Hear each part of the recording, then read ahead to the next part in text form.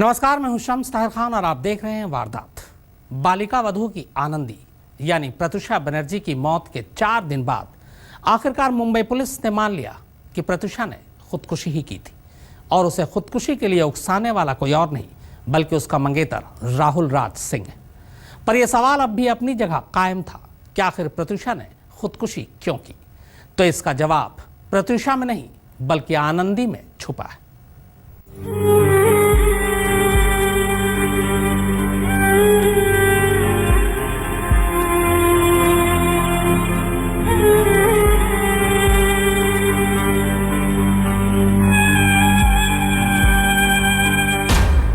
कभी कभी 2000, 4000, 5000 रांची से प्रत्युषा के अकाउंट में भेजे। राहुल ही कभी बोल देता था कि पापा इसके पास कुछ खर्चा नहीं है, तो हम 4-5 हजार रुपया उसके अकाउंट में डाल। ये लोग वहाँ गोवा गया हुआ था, उसका काम करने जो हो रहा था क्या पावर कपल, तो भाई सीरियल में तो काम करने के बाद ही तो पैसा मिलता है। वहाँ भी हम उसके अकाउंट में 5000, 10,000 डाले थे कि लोग तो वहाँ भी खुचुर खर्चा हो तो वो लोग अपना करें। समझ ही आ रहा है हम सभी को कि क्यों हो गया, क्यों सुसाइड किया उन्होंने। कोई रीजन तो मुझे समझ नहीं आ रहा। मेरे पास हम इतना दिन काम किए, एक छोटा सा घर भी नहीं खरीद सकी, एक गाड़ी भी नहीं खरीद सकी है। और आज उसका जो फाइनेंस किया हुआ गाड़ी महिंद्रा से था, उसके घर से रिकवरी वाला खींचने के लिए आ रहा है, लड़ाई हो रहा है, केस हो रहा है, मीडिया में आ रहा है। ये कोई इज्जत वाला आदमी ऐसा काम करेगा? एक सक्सेसफुल एक्टर थी वो, उसके पास ऐसा कोई रीजन नहीं था सुसाइड करने का। और व्हाटएवर अगर रीजन भी था तो किसने वो रीजन दिया था? There lots of story. Pratyusha का करीब 50 लाख रुपया 2 साल से लोन लिया हुआ है, जब से राहुल से उसका कोई कांटेक्ट नहीं था। और आज 1.5 साल से उसका कोई भी लोन का पैसा दिया नहीं जा रहा है। There are reasons for it and we will all do our best to find the reasons why she is not with us today.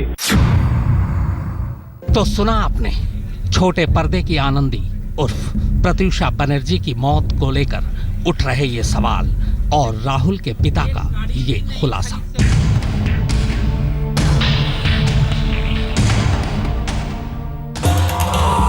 क्या सचमुच प्रत्युषा तंगहाली में जी रही थी?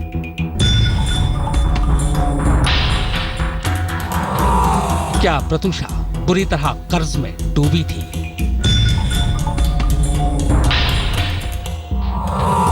क्या 5-5 हजार रुपए के लिए प्रत्युषा मजबूर थी?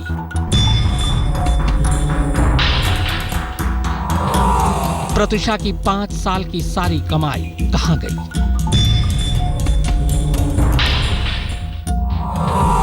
क्या शराब की लत ने प्रत्युषा को कर्जदार बना दिया था?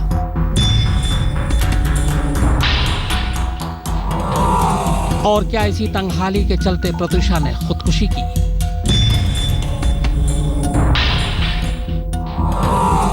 या फिर उसकी मौत की वजह मंगेतर राहुल की बेवफाई बनी?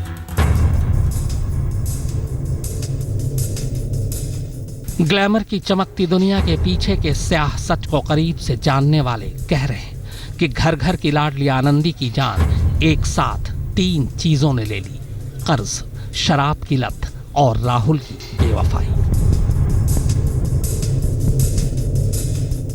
पर यहां यह सवाल उठता है कि आनंदी जैसा किरदार और बालिका वधू जैसे सीरियल में काम कर रातों रात स्टार बन जाने वाली प्रत्युषा को पैसों की दिक्कत कैसे हो सकती है?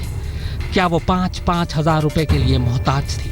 पिछले 5 सालों में उसने तमाम सीरियल, रियलिटी शोज और दूसरे शो से जो पैसे कमाए, आखिर वो कहां गए?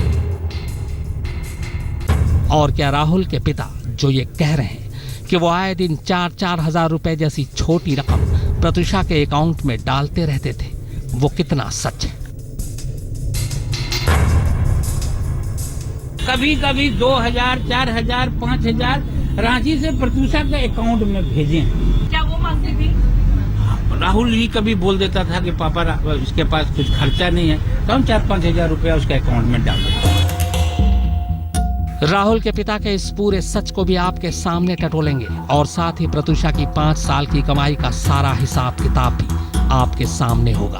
इतना ही नहीं, आपको ये भी बताएंगे कि आखिर राहुल ने इस पूरे मामले में पुलिस को जो बयान दिया है वो क्या है। क्या राहुल का दिया बयान पूरी तरह सच है या फिर पुलिस को यकीन है कि राहुल अगर पूरा झूठ नहीं तो पूरा सच भी नहीं बोल रहा है। तो प्रत्यूषा की मौत की मिस्ट्री की तह तक पहुंचने के लिए आइए सबसे पहले राहुल का वो बयान देखते हैं जो उसने पुलिस को दिया है। ये बयान इसलिए अहम है क्योंकि प्रत्यूषा को आखिरी बार जिंदा और सबसे पहले मुर्दा इसी राहुल ने देखा था। मैं राहुल राज सिंह और प्रत्यूषा बनर्जी हम दोनों लिव इन रिलेशनशिप में रहते थे। करीब साल भर पहले एक पार्टी में हमारी मुलाकात हुई थी। जल्द ही हम दोनों एक दूसरे से बातें करने लगे और हमें प्यार हो गया। हम एक दूसरे से शादी भी करना चाहते थे और अब पिछले 2 महीनों से फ्लैट नंबर 703 हार्मोनी रेसिडेंसी में रह रहे थे। हमने गुरुवार को एक पार्टी रखी थी और हम देर रात तक पीते रहे। उसके बाद मैं सोने चला गया और सुबह 10 बजे मेरी आंख खुली, लेकिन प्रत्यूषा तब भी ड्रिंक कर रही थी। इसके बाद मैं दोपहर 1:50 पर किसी काम से बाहर चला गया। इसके 1 घंटे बाद मैं वापस लौटा, लेकिन मेरे डोरबेल बजाने के बावजूद प्रत्यूषा से कोई जवाब नहीं मिला। मुझे लगा कि शायद प्रत्यूषा सो रही है। थोड़ी देर बाद मैंने फिर कोशिश की, लेकिन कोई फायदा नहीं हुआ। इसके बाद मैं नीचे से एक की मेकर को बुला लाया। हमारे फ्लैट के सामने 2 दरवाजे हैं। की मेकर पहले दरवाजे का ताला खोलने में तो कामयाब रहा, लेकिन दूसरा दरवाजा नहीं खोल सका। तब मैंने पड़ोस के फ्लैट में काम करने वाले एक बावर्ची को आवाज दी। वो पीछे से हमारे फ्लैट में गया और उसने दरवाजा खोला। इसके बाद मैं शाम के 5 बजे जैसे ही अंदर गया, मैंने प्रत्यूषा को सीलिंग फैन से लटकता हुआ देखा। मैं घबरा कर रोने लगा। तो ये तो रहा राहुल का बयान, लेकिन आपको बता दूं कि पुलिस राहुल के इस बयान पर पूरा यकीन नहीं कर रही। पुलिस को शक है कि दोपहर 1:50 से ऐन पहले जो कुछ हुआ था उसके बारे में राहुल सच नहीं बोल रहा है और उसी सच में प्रत्यूषा की मौत की असली कहानी छुपी है। अमित त्यागी और मुस्तफा शेख के साथ मुनीश चंद्र पांडे, मुंबई आज तक। करीब 5 साल के अपने छोटे से करियर में प्रत्यूषा ने 4 से 5 करोड़ रुपए कमाए, लेकिन फिर भी उस पर लाखों का कर्ज। जाहिर है यह सवाल हर किसी के जहन में कौंधेगा कि आखिर उसके पैसे कहां गए। फिर सवाल यह भी है कि आखिर प्रत्यूषा को कर्ज लेने की नौबत क्यों आई, जबकि उसने मुंबई में कोई घर भी नहीं खरीदा, यहां तक कि कार भी फाइनेंस कराई थी। तो इसके लिए आपको आनंदी और प्रत्यूषा के बीच का फर्क जानना जरूरी है। प्रत्यूषा बनर्जी 2010 में मुंबई आई थी। इसके बाद उसी साल उसे बालिका वधू का लीड रोल यानी आनंदी का किरदार मिला। देखते ही देखते आनंदी घर घर की हो चुकी थी। आनंदी होने का फायदा प्रत्यूषा को मिला। नाम, शोहरत, दौलत सब कुछ था, वो भी बेहद कम वक्त में। बालिका वधू के लिए प्रत्यूषा को प्रतिदिन 25,000 रुपए मिलते थे। लगभग 2 साल प्रत्यूषा ने आनंदी का किरदार निभाया, यानी करीब 700 दिन। इस हिसाब से 1,75,00,000 रुपए उसे मेहनताना मिले। झलक दिखला जाके 6 एपिसोड में करीब 5 लाख रुपए मिले। बिग बॉस के घर से लगभग 8 लाख। हम है ना सीरियल से करीब 2 करोड़। ससुराल सिमर का से करीब 50 लाख। प्यार तूने क्या किया से करीब 10 लाख रुपए। पावर कपल रियलिटी शो से लगभग 6 से 8 लाख रुपए। इसके अलावा कई और शोज और विज्ञापन से अलग कमाई। कुल रकम 4.5 करोड़ रुपए से ऊपर है। 4.5 करोड़ की रकम कोई छोटी रकम नहीं होती। फिर प्रत्यूषा ने न तो मुंबई में अपना घर खरीदा, ना ही कोई दूसरा बड़ा इन्वेस्टमेंट, बस कार जरूर खरीदी।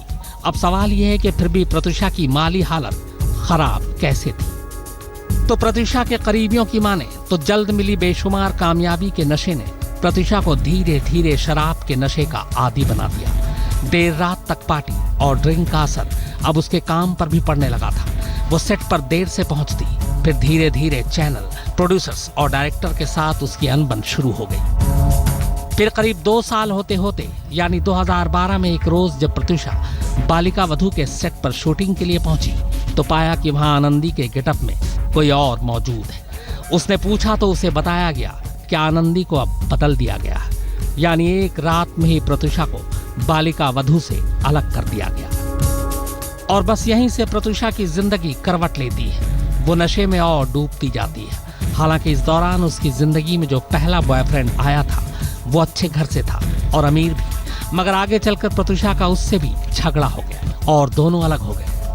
काम न मिलना और आनंदी के स्टार स्टेटस को दुनिया के सामने कायम रखने के लिए अब प्रत्यूषा ने लोन लेना शुरू कर दिया और फिर धीरे धीरे कर्ज में पूरी तरह डूबती चली गई। यहाँ तक कि खस्तामारी हालत के चलते ही 2 महीने पहले उसने अपना घर बदला था, क्योंकि नए घर का किराया कम था। इस बीच लगभग साल भर पहले राहुल राज सिंह उसकी जिंदगी में आता है। राहुल का पूरा कैरेक्टर शुरू से ही संदिग्ध रहा है।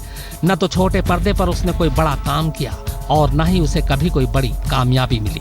उसे जो भी थोड़ी बहुत पहचान मिली वो प्रत्यूषा की वजह से ही।